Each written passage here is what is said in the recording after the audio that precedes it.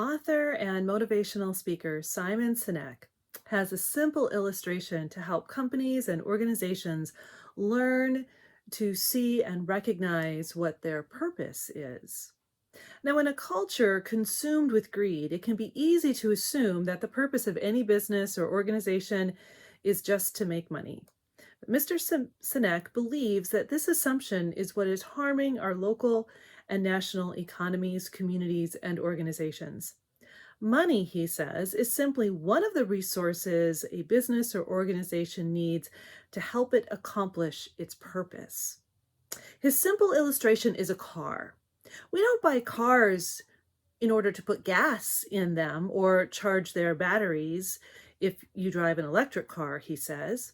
We buy cars in order to go places. The gas or electricity are the resources that help fuel the car so that it can take us where we want or need to go.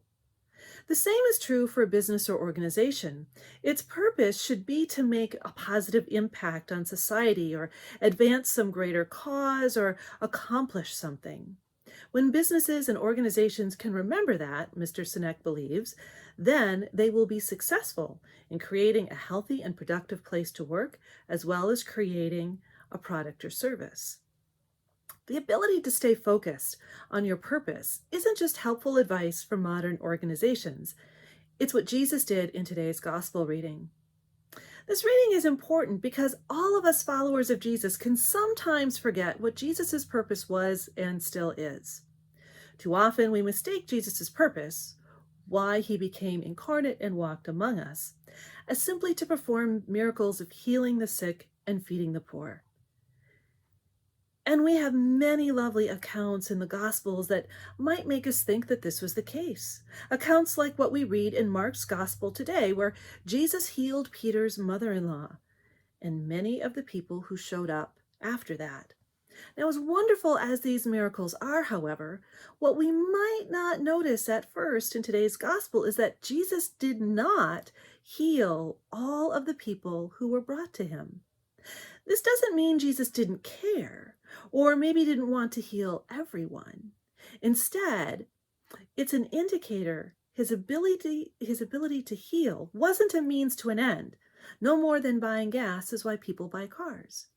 Instead, Jesus not healing everyone brought to him in today's gospel can be an invitation to look a little more closely at what did happen and what it says about why Jesus came to walk among humanity.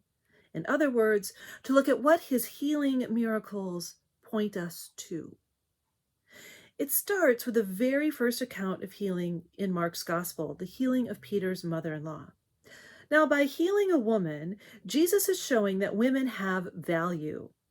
Peter's mother-in-law is not going to be discarded simply because she was sick and unable to participate in life the way she always had. In healing her, Jesus did more than restore her to health. He welcomed her to participate in his mission. Now, at first, we might not recognize this because the text says that after she was restored to health, Peter's mother-in-law, quote, began serving them. It's unfortunate that too many commentators have interpreted this line as Peter's mother-in-law rolled up her sleeves and got to work. She cooked and served them a meal. It's an easy misinterpretation to make if we don't look at the word in the original Greek, which is interpreted as that began to serve. The Greek word is diakoneo, which is a word gospel writers used to refer to designated leaders in the early church. Today, we call those same people deacons. Mark's gospel is the shortest of the 4 canonical gospels, and the author of Mark was incredibly intentional about the words that they used. Words for cooking and serving meals in biblical Greek are different. They are not the same as diakoneo. Therefore, it could be interpreted that Peter's mother-in-law didn't just serve dinner.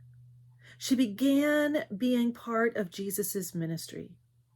That is why the text says she began to serve, instead of being more specific about what she might have done in that moment. which means Jesus didn't heal her so that she could return to her life of running a household. Not that that isn't good and necessary work, and the purpose of this sermon is not to demean it, not by any means.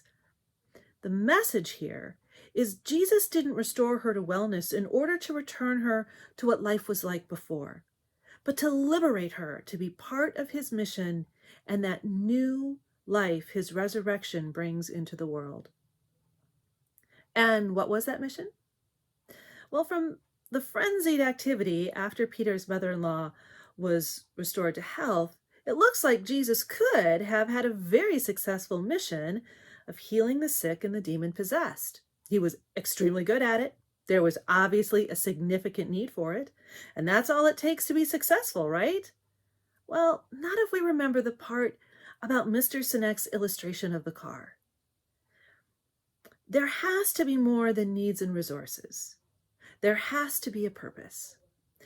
Jesus didn't come to heal people so that they could make the same old economy chug along as it always had.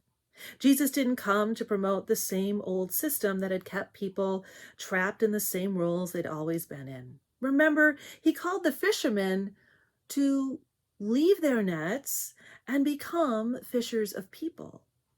Jesus called the tax collector to put down his books and stop making money for the oppressive Roman government and follow him.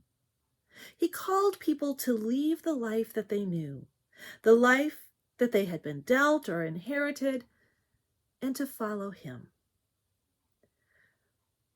So when it looked like that mission might be sidetracked by his ability to heal the sick, Jesus took a break and went away to pray. Now, this isn't just Jesus feeling exhausted or overwhelmed by the demands of the world. It was Jesus doing a check-in, stepping out of the frenzied activity to realign his purpose with God's purpose. Jesus wasn't meant to open a successful spa and health clinic. Jesus said himself in today's gospel, his purpose was to proclaim the message, the good news that God's kingdom had come near. It's a purpose Jesus will hold on to all the way to the cross and the resurrection. Now, this doesn't mean Jesus doesn't care about those who are sick or suffering or doesn't want people to be well. Quite the contrary. That is why God calls people to do the work of healing, like doctors who can diagnose disease or health problems, surgeons who can remove diseased tissues and joints, like my poor hips that have severe end-term osteoarthritis, nurses and physical therapists who can help people recover from massive surgeries or illnesses and be restored to health. That's why there are people called to work in the fields like epidemiology, to study things like viruses and how they spread, to help us through pandemics, or better yet, maybe even help us avoid them. That is why there are medical professionals called to do the tedious and vital work of researching and developing vaccines. That is why God calls other people to become psychologists or marriage and family therapists to help us with our mental and emotional health and help us heal from trauma. Just because Jesus didn't drop everything and heal everyone doesn't mean God doesn't want us all to be well. God does want us to be well, or God wouldn't equip people with passions, care for each other, skills, and call people into health care. What today's gospel challenges us to consider is how we as followers of Jesus are participating in his purpose.